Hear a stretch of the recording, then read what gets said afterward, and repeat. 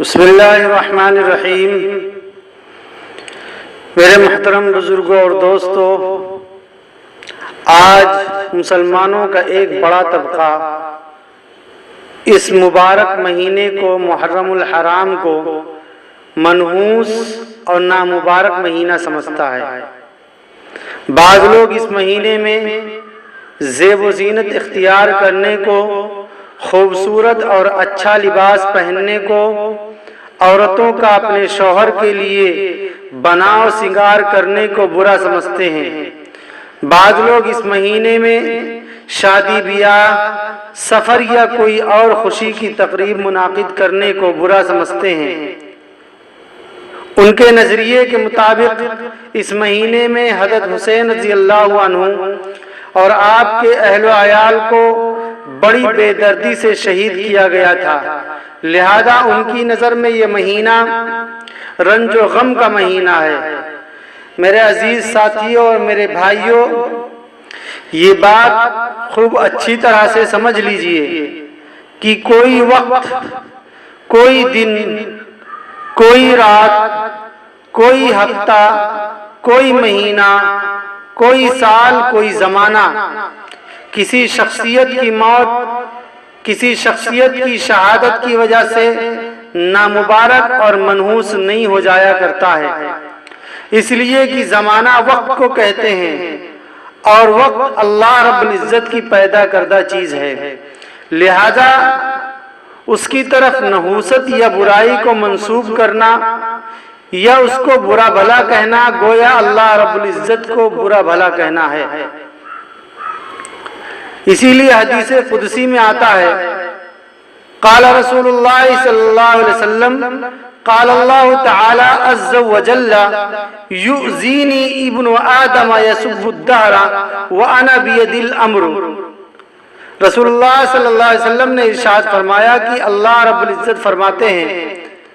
کہ ابن آدم انسان زمانے کو برا کہہ کر مجھے تکلیف دیتا ہے، حالانکہ میں ہی زمانہ ہوں، زمانہ میرے تابع ہے، میں ہی دن رات کو الٹتا پلٹتا ہوں۔ اس سے معلوم یہ ہوا کہ زمانے کو،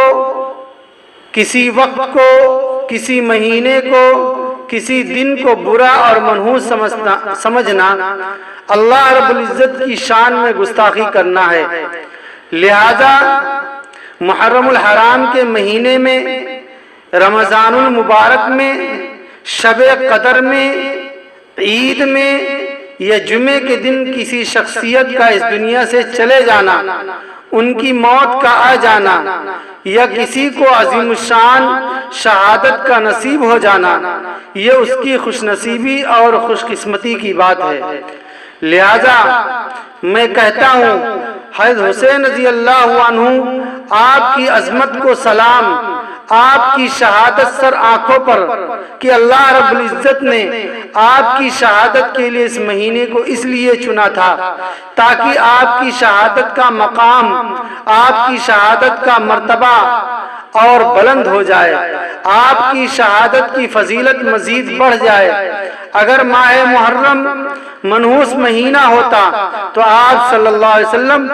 اپنی سب سے پہلی شادی حضرت خدیجہ رضی اللہ تعالیٰ عنہ سے اس مہینے میں کبھی نہ کرتے۔ اگر ماہ محرم منحوس مہینہ ہوتا تو آپ صلی اللہ علیہ وسلم یہ بھی نہ فرماتے کہ رمضان کے بعد